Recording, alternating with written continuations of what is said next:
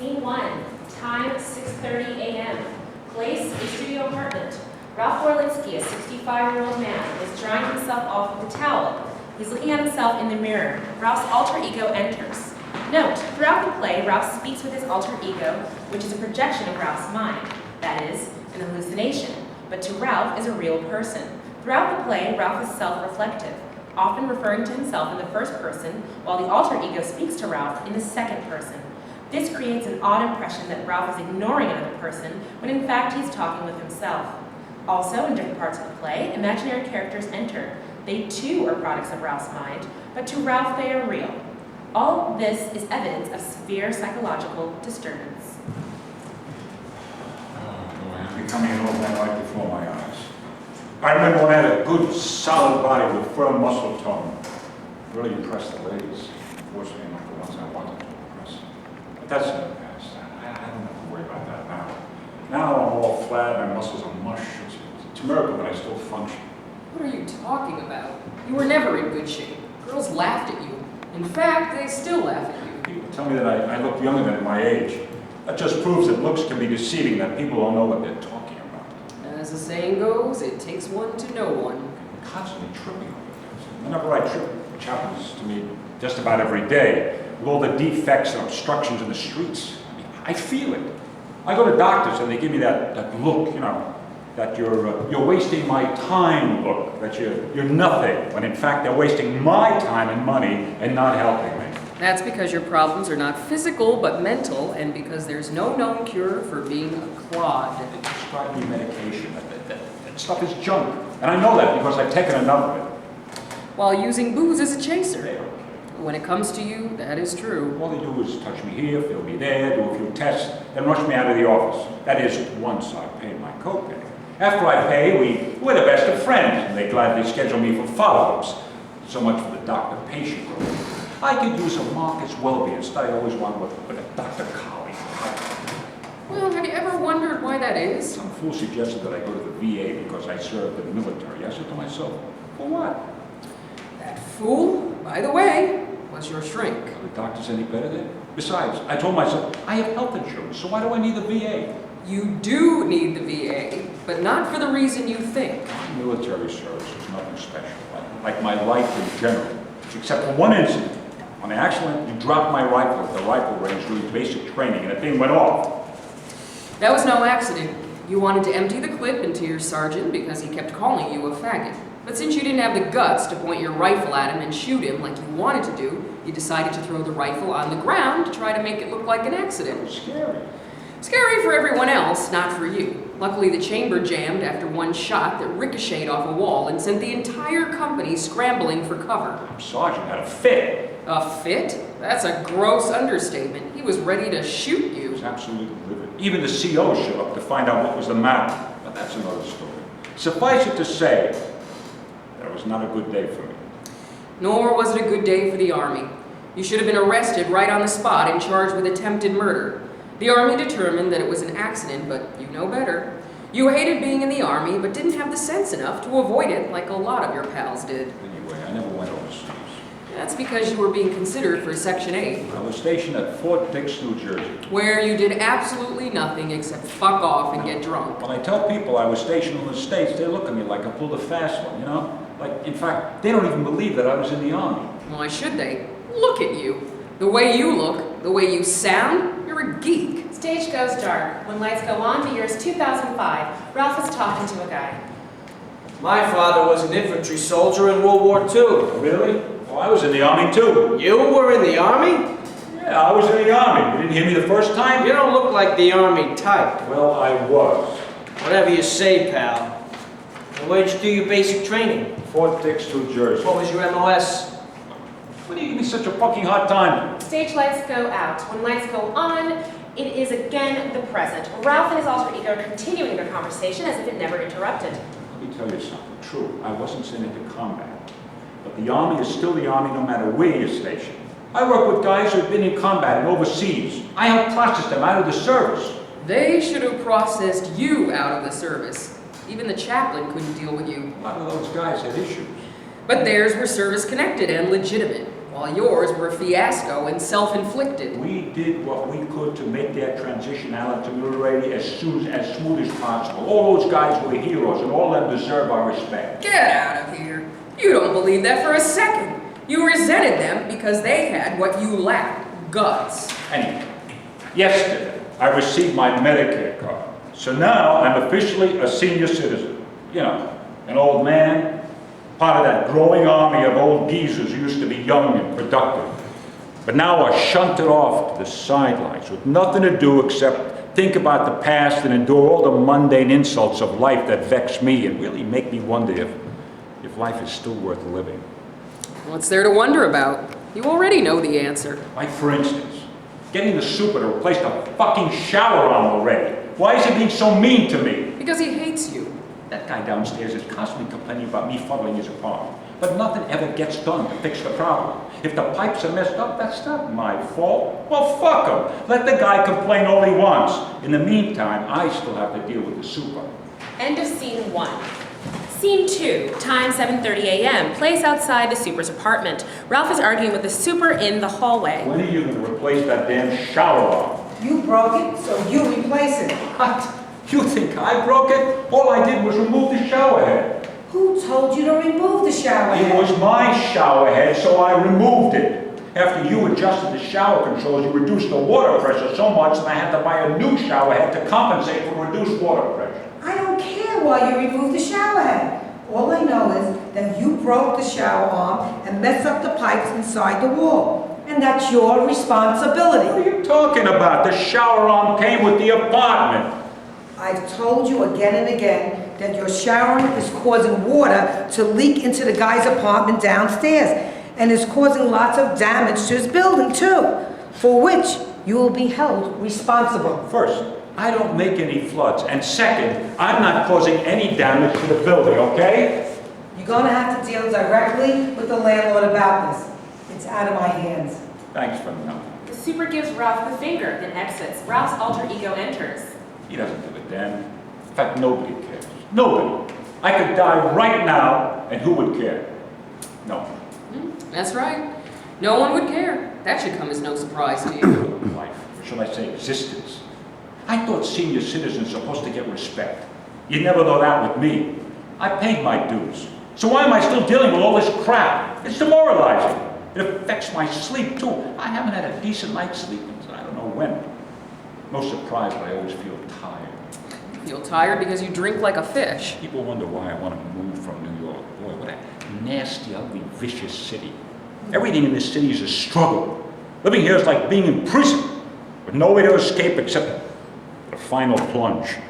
Which is looking more and more appealing to you. I can't get a simple thing like a shower replaced. If it isn't one thing, it's something else. The annoyances just keep piling up. That's my life. One big fuck up. End of scene 2. Scene 3, time 7:45 a.m. Ralph is walking on Lexington Avenue when a young woman jogger runs by him, almost colliding with Ralph. Hey, bitch, watch where you're running. Up yours, loser. The jogger resumes running and exits. And up yours too, you fucking twat. What you're doing for fun, I had to do in the army with a full pack. Damn show-offs. Fucking stuck-up snobs. They think they own the street. They run around like prima donnas showing off their bodies as if anybody cares. Little do they know that I'm them 30 or 40 years later. I'm their future. They just don't know it yet. Stop griping. You envy them, especially the guys. Admit it. Everything they're doing now, other people have done. The jogging, the partying, the showboating, the carousing, the traveling, the yelling, the boozing, the acting out. None of it is new, and it's all futile. Futile to you only because the party has passed you by. I'd like to see one of those fucking prima donnas do a quick march wearing combat boots in full gear like I did in basic training. They would have run circles around you. They would have left you literally eating dust. That's why my feet hurt. Maybe I should go to podiatry. Fuck it. That wouldn't help. No, it wouldn't, because your problems go way beyond your having flat feet and ingrown toenails. Nobody cares. End of scene 3, scene 4, time 8 a.m. Place Midtown Manhattan. Ralph is walking north on Madison Avenue. From off stage comes the sound of rumbling and clanking of metal which gets progressively louder. When he arrives at the corner, he looks to his right where there's a commercial garbage truck in the middle of the block, noisily hoisting and unloading large dumpsters into the truck, all producing loud, clanging noises and huge, swirling clouds of dust. Ralph's alter ego enters. No, not another garbage truck. These stinking trucks are everywhere, fouling up the air. But do you think they care? Nah. So much for quality of life. What a disgusting city. And look at those guys. They don't even wear a mask. Probably foreigners. There's no job too low that they won't do. You mean work you couldn't do even if you wanted to? These foreigners don't give a damn about this city or the United States, or about me or what I represent. Why should they? You show me where one of those so-called foreigners have ever said, quote, I don't give a damn about the United States, close quote. Not their country. It is their country, their adopted country. And don't forget that they pay taxes too. Our laws mean nothing to them. They mean as much to them as they mean to you. Unions can't organize. Unions are having a rough time organizing anyone nowadays. And if they de-organize them, then what? How will that make things better? Our history is irrelevant to them. They're making history which is making you irrelevant. They care about the Civil War, World War I, World War II, Vietnam, the Civil Rights struggle, nothing. That stuff is in the past. This is the present, and that's what counts. It's just a hired help. The modern day slaves and coolies doing the mindless, mentally numbing grunt work that no one else wants to do for any amount of money. Who are you to talk? After you graduated from college, you took an entry-level job that paid less than $100 a week. Don't get me wrong. I mean, I'm not knocking anyone who wants to work and make some money, nor am I knocking the kind of jobs they take. You are knocking them. And who are you to judge them anyway? What makes you think that you're any better than them? The work has to be done and somebody's willing to pay them to do it. But what I can't understand is where the fuck is their consciousness? Now you're trying to get inside their heads? Isn't it enough to have to deal with all the crap inside your own head? Why aren't they outraged? They're the ones stuck doing these dead-end jobs. Dead end, you say? In all the decades you worked, you were promoted exactly once. And that happened only after a position opened up that nobody else wanted, so they gave the job to you. Now that's dead end. Just because they do the grunt work doesn't mean they have to like it. And if they like it, what's it to you? They're getting paid. They're making money. Why can't you get that through your head? I know I wouldn't. And I can't understand how anybody could feel differently about that or passively accept it. Rolf takes out his camera and starts video recording the truck. One of the workers, a large, burly man, notices Rolf. Rolf's alter ego exits. Hey, you, what are you doing with that camera? Nothing. Rolf stops video recording. Don't lie. I saw you. You had that camera straight at us. No, I wasn't. Get out of here. That's right. Run away, punk. Stage lights go on. Rolf is alone and he turns and yells. Stupid schmuck. You stupid schmuck, you cleaned them up, a dirty job. It makes me sob. You smell and reek like every geek who does such work, which makes me smirk. You do not care or even dare to think about what makes me pout, nor do you think about the stink that you spread and which I dread. You're calling me a schmuck? Yeah. Fuck you. You're the schmuck. Okay, I haul garbage for a living, all right? I'm one of those guys that does the heavy lifting that keeps this country going. That's more than I can say for you. You ought to be thanking me, not knocking me. Imaginary worker exits. Rolf's alter ego enters. I'm supposed to thank you. For what? For making noise and fouling up the air? And then he comes an attitude on top of that. Gee. Your arrogance borders on the grotesque. You're lucky that all he did was cop an attitude. Just because I call him a schmuck. Nowadays, people are much too sensitive. Especially when you go out of your way to insult them. Fuck them all. End of scene 4. Scene 4A. Placed inside Rolf's mind. The stage is bare. Rolf is on stage. Then an imaginary woman enters. People talk and sometimes yell, making noise and need to quell. People work and sometimes slave, losing sleep, cannot save. People fight, sometimes flee, losing peace, never free. People laugh, sometimes cry, want relief, but the well's all dry. People seek, sometimes find, they get upset and want to hide. People scream and argue too. It's not so nice, and it's not so cool. People dream and have ideas for a better life that brings more cheers. I have no idea who this woman is or what she's talking about. Who are you? You don't know? You are so clueless. You're not even hearing yourself. End of scene 4A. Scene 5. Time, 8:45 a.m. Place, a bagel shop. Ralph is eating toast and drinking tea. Ralph's alter ego enters. You know, maybe I should call Sheila. She did call me during the hurricane, so maybe she likes me. Likes you? She was just being polite, you dolt. True, I never called her back, but as the saying goes, better late than never, right? Ralph grabs his cell phone and starts calling Sheila. The stage goes dark. When the lights go on, the stage is divided into 2 sets. Stage left, Ralph in the bagel shop, and stage right, Sheila in bed with a man. Sheila's phone is ringing. She answers the phone. Ralph's alter ego exits. Hello? Hello, Sheila. Oh, Ralph, it's you. Yeah, I thought I'd give you a call and see how you're doing.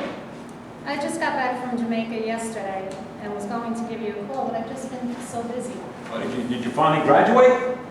Oh, yes, and with honors too, and now I'm looking for a job. Before I forget, I did get your emails and tried to email you back from Jamaica, but my sister's computer wasn't working properly. Yeah, that's okay. These things happen. At least you tried. Hey, maybe we can get together sometime when you're in Manhattan. Yes, maybe. Oh, yeah, well, give me a call when you can. Who is that? Just a friend from school. Nobody special. If he's nobody special, then get rid of him and stop keeping me waiting. Am I interrupting something? Hey, The pal. man in bed grabs the phone. Hey, pal. The lady's busy, so fuck off. Who are you now, I want to learn? You make me mad. You make me burn. You make me want to mash your nose and twist you like a garden hose. You sound just like a stupid sop who dresses like a prissy fop and pushes garbage with a mop but really wants to be on top. To me, you're just a flim-flam guy. It makes me really want to cry. For all I know, you're just a bore who picks up junk right off the floor. I'm on to you, you sly rascal. You called my gal? You're not her pal. She's my babe, so back away. I'm in no mood to joke and play. Man in bed hangs up the phone, and Sheila and the man embrace as stage right goes dark. Ralph's alter ego enters. I call a woman and I wind up being berated by a man. That kind of says it all about my life. In a way, it does. Imaginary Sheila enters. Alter ego exits. Ralph, I was yours for the taking. Now I'm with a real man. Get lost. Imaginary Sheila continues laughing. End of scene 5. Scene 6, time 9:30 a.m. Place somewhere on Madison Avenue. Ralph is walking to the public library. A man is standing in front of the building smoking a cigarette. The smoke is blowing into Ralph's face. Ralph stops walking. Ralph's alter ego enters. Anyone who smokes cigarettes is a first-class numbskull. The smoker continues smoking. Ralph's alter ego exits. Excuse me, you're blowing smoke into my face. Why are you doing that? Oh, I'm sorry. It's just the way the wind's blowing. Whatever the reason, it's blowing right in my face and I don't like it. Oh, listen, mister. Look out.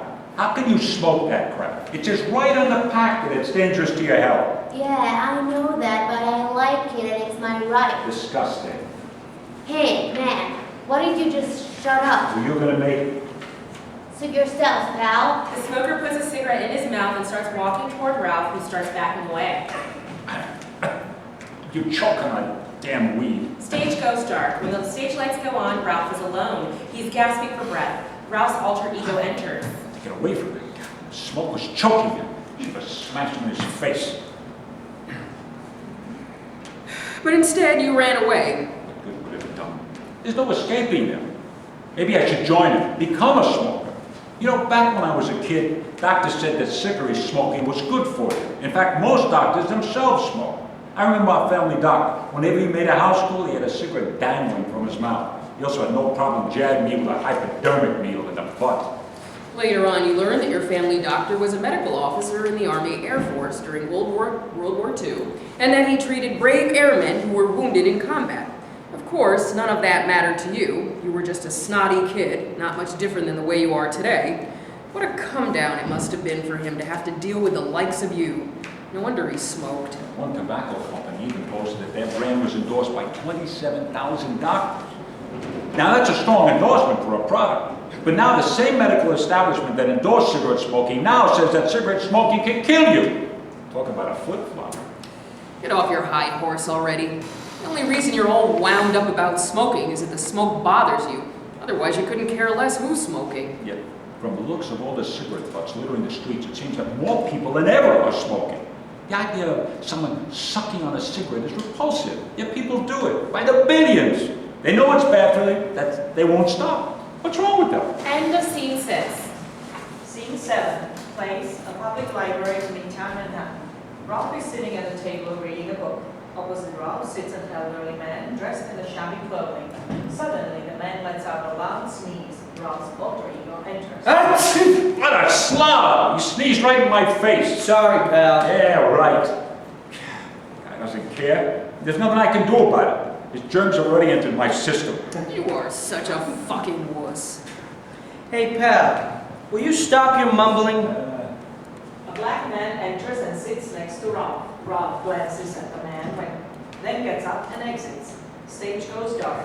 When lights go on, Ralph is alone. Then his alter ego enters. Stop judging me. You're judging yourself. I get nervous around black people. I can't help it. There's just too much racial tension out there, and I want to avoid problems. You're the problem. I used to love watching Amos and Andy when I was a kid. Huh? That show really made me laugh. Then they took them off the air. People complained that the show was racist. No way! It was a clean, wholesome, innocent fun. They made people laugh. Because they were black, that's why. What was wrong with that? Everything. Especially your hypocrisy. I love Kingfisher, Gunko and J. Calhoun. I mean, they were wonderful characters played by incredibly talented actors. Who could find anything objectionable about them? Huh? Was the Kingfish any more ridiculous than, let's say, Chester A. Riley, or Ralph Cramden, Freddie the Freeloader, or Crazy Guggenheim? Or was Stepin Fetchin any more absurd than, let's say, Gabby Hayes? Was George Jefferson more of a joke than, let's say, Archie Bunker?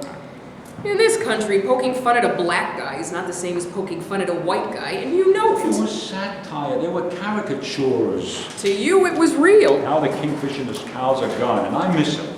They were good guys, and Lord knows we need more good guys, black and white. Without them, the world is a very bleak place.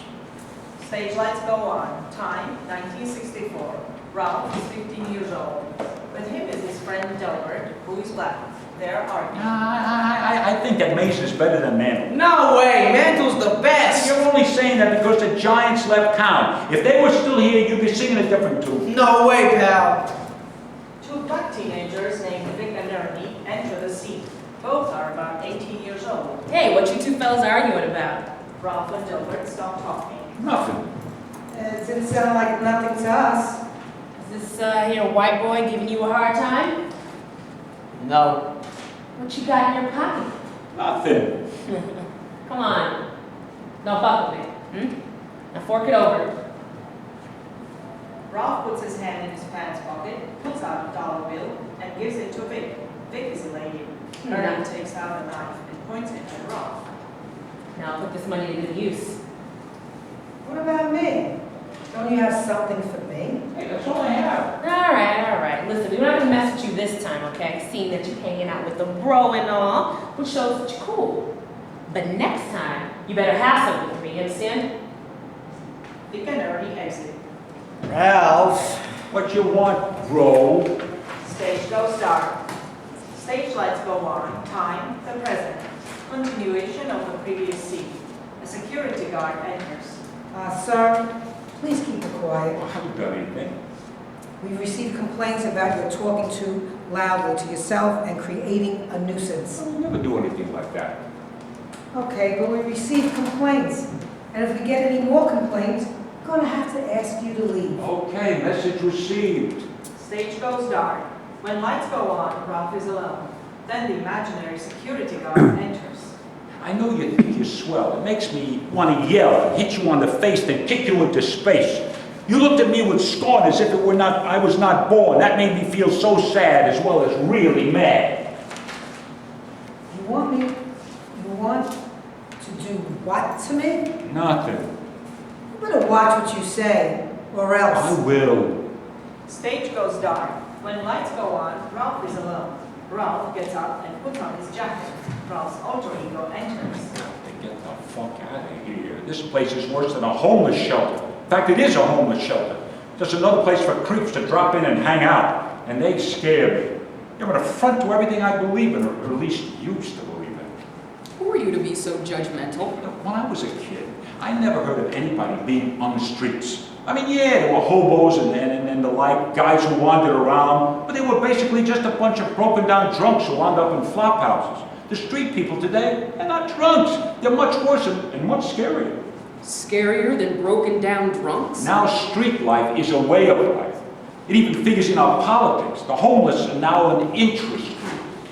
Yeah, with you as their secret admirer. It wasn't like that years ago. Public libraries were places to study. Not for you. You went there to sleep or to check out the girls. Now they're multi-purpose community centers. Ironically, in a city where communities, as I remember them, don't even exist anymore. I'm like a stranger in my own hometown. And that really sucks. End of scene 7. Scene 8, time 11:45 a.m. Place 5th Avenue near the Empire State Building. Ralph is watching a group of tourists taking pictures. Ralph's alter ego enters. Look at these fucking clueless tourists. They don't know what the fuck they're even looking at. These fucking clueless tourists, as you call them, support the #1 industry in the city. Don't forget that. Look at the Empire State Building like it's something special. Get real. You get real. The Empire State Building is something special. It's one of the most famous landmarks in the world. Why should tourists not want to visit it and admire it? It's an 85-year-old building. Pretty in 1931, maybe, like a young, sweet babe.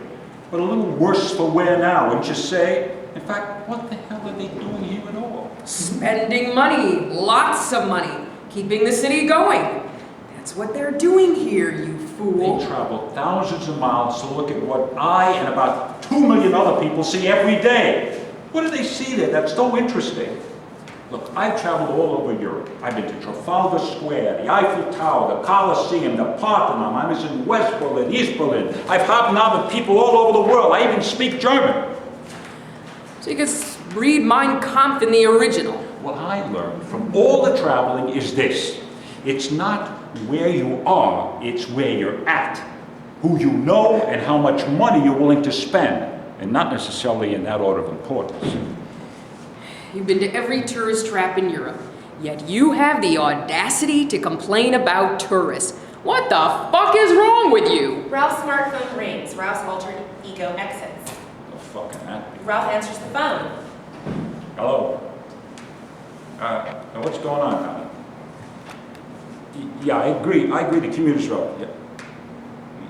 You know, just to change the subject, I was thinking about how, when I was a kid, me and my friends, we used to go over to Brooklyn playing basketball, looking for pickup games, yeah? I mean, back then you could do stuff like that. It was fun. I mean, I really loved playing basketball and how we would then...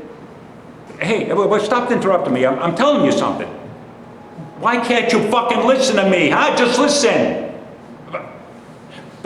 Hey, stop interrupting me. Oh, fuck you. Ralph abruptly terminates the call. Ralph's alter ego enters. It's like everybody else. Doesn't give a damn. I've known him for almost 40 years, and this is how he fucking treats me, like I'm a nobody. Because that's what you are. I can't even have a decent conversation with a friend without it turning into an argument. Well, why should I expect anything different? Being disliked is fine by me. I don't mind being disliked. What really scares me is their indifference. Why should anyone care for a scuzz like you? Indifference can be deadly. Then you should have been dead a long time ago. Stage goes dark. When stage lights go on, the time is 1993. The scene is a living room. Present are Ralph and another man, Harry. They are talking. So I've been calling Nadine, left a ton of messages on her answering machine, and she still hasn't returned my call. Buddy, I got something to tell you, but you might not like it. Well, what's wrong? You being sued behind rent, need money, what? Oh, no, nothing like that. So what is it? Well, a couple of nights ago, Nadine and I got together and... You and Nadine got together. That's right. Yeah, and how'd that happen? I called her. You told the woman you knew I was fucking.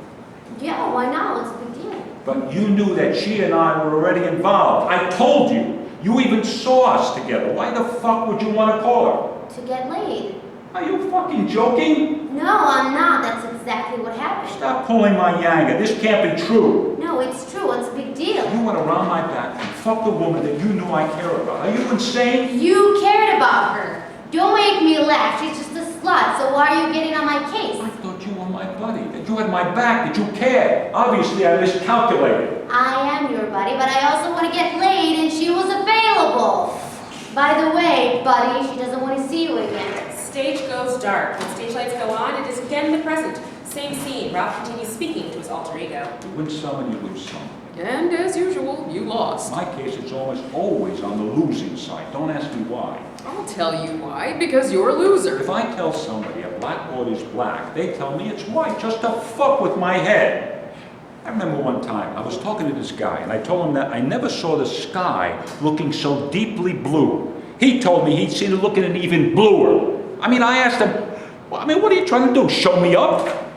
Because you're a nobody. I mean, he pretended to be shocked, and he claimed that he had no idea what I was talking about. I told him if he tried that again, I'd fucking throw his head in the toilet. I was joking, of course. I just wanted to see his reaction. Actually, you weren't joking, and the guy knew it. But since you're all talk and no action, that's as far as you took it. We never spoke again. I guess I can be an ass kicker too when I want. End of scene 8. Scene 9. Time 2:30 p.m. Place a delicatessen on 5th Avenue. Ralph is standing at the counter waiting to order some food. The counterman is busy making a sandwich. I want a whole wheat bagel toasted with jelly. The counterman does not reply. Jimmy, I want a whole wheat bagel toasted with jelly, please. Hey, buddy, can't you see I'm busy? I'd like a whole wheat bagel and some jelly. Listen, you, I'll take your order when I'm good and ready. What did I okay? do? Stop being pushy, okay? What's your problem? The counterman doesn't reply. He takes another customer's order. I want scrambled eggs on a roll with bacon and cheese and side order of French fries. Hey, I was here first. Who cares? Next, listen, you, I don't like your attitude. Fuck you. Get out of here. Ralph turns to exit. You moron, schmuck. Stage goes dark. When stage lights go on, Ralph is on the street. Ralph's alter ego enters. All I wanted was a whole wheat bagel and jelly. Was that asking for too much, huh? I mean, I wasn't asking for a 7-course meal. Maybe the guy had a bad day. His girlfriend or boyfriend, you don't know nowadays, didn't give him some. But why take it out on me? I used to think Hispanics were okay, that they liked me. All Hispanics like you? Talk about being out of touch. Once again, I proved myself wrong. Stage goes dark. Lights go on. Time 1976. The place, a gambling casino in Las Vegas. The casino is crowded and noisy. Ralph is with a young, attractive Hispanic woman named Dolores. They are standing next to a roulette table. Oh, Ralph, this is wonderful. I've never had so much fun. I knew you'd like it. Tomorrow, let's go to that big dam outside of town. Oh, you mean Hoover Dam? Yeah, Hoover Dam. I heard it's awesome. Something to write home about it. You know, Ralphie, I like you a lot. My brother was right about you. How do you feel about me? Oh, I like you a lot too. You really mean it? Ralph embraces Dolores and kisses her. Of course I mean. And I meant what I said to you too. Just as long as you keep, treating me right. I don't get it. Treating me right. What's going on here?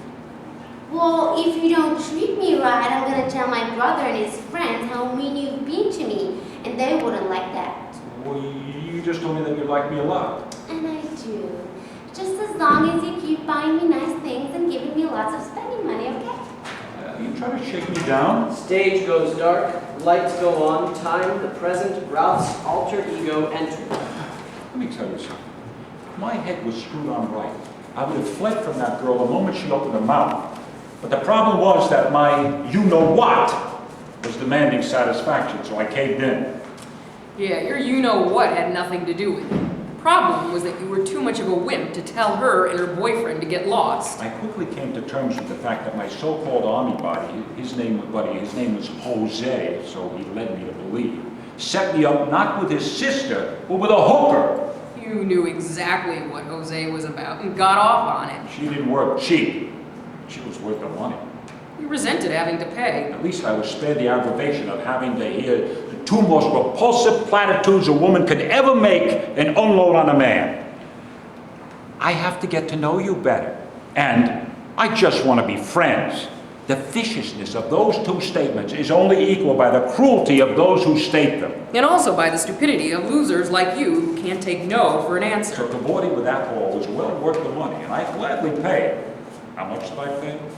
That's none of your business. I'm a gentleman. But you're not a gentleman. Anyway, as I was saying, we met at least once a week for 2 years. Sometimes I took her to dinner, and then once we even spent a weekend in Miami Beach, which was nice. Nice for her, a fiasco for you. It cost me a pretty penny, but so what? That is a gross understatement of the facts. Actually, you ran up so many charges that even the hotel became concerned. She was getting what she wanted, I was getting what I wanted. Your statement is literally a half-truth. True for her, untrue for you. And one day, I called her to make a date. Her number was disconnected, and that was that. I never heard from her again. It was over. But nothing ever started. No fanfare, no scenes, no fond farewells, no nothing. She was gone out of my life. But you never cared about her. She was just a piece of meat to you. 2 years knowing a woman and nothing to show for it. Except a credit card balance that rivaled the U.S. public debt. I tried contacting her pimp, Jose, but he was gone too. That's too bad for him. You were a good customer. He could have sent you another whore. They probably ran off together to greener pastures. True, she was a whore who shook me down, but still, we did have a relationship of sorts, probably the most honest relationship in my life. Which doesn't say much either for the quality of your relationships or for the quality of your I life. don't know if she's alive or dead. I don't even have a photograph of her. She was not your girlfriend. She was a whore. You can probably find her pic posted online under the search words "popular hostesses in New York City." You know, I actually grew to like her. I mean, the slut that she was, and I never got to tell her that. I would have told her this. Look, Dolores, or whoever you are, I know you're a whore and you're putting out only because I'm nice to you. But still, I like you. I mean, I wonder how she would have reacted to that. Yeah, she would have grabbed your crotch, picked your pocket, and taken off like a banshee counting your money. I'll never know. But that's what my life was all about. A big fat zero. Even whores run out on me. Now you're being melodramatic. You do make a valid point about yourself. Yeah, I'm definitely going to Shamrock for a drink. Thinking about booze already. You have the willpower of a newborn baby that wants to be fed. Knowing me, I'll fuck that up too. No, you won't. When it comes to booze, you are the expert. Sobriety will be my punishment for being such a schmuck. Or even worse, I'll meet a woman who says that she wants to be my friend, and then after I take her up on that, she'll complain about my being immature. Which you are. You just don't want to admit it. Stage darkens, then the lights go on. Time 1977, setting the front seat of an automobile. Ralph is sitting on the driver's side. Next to him is a woman.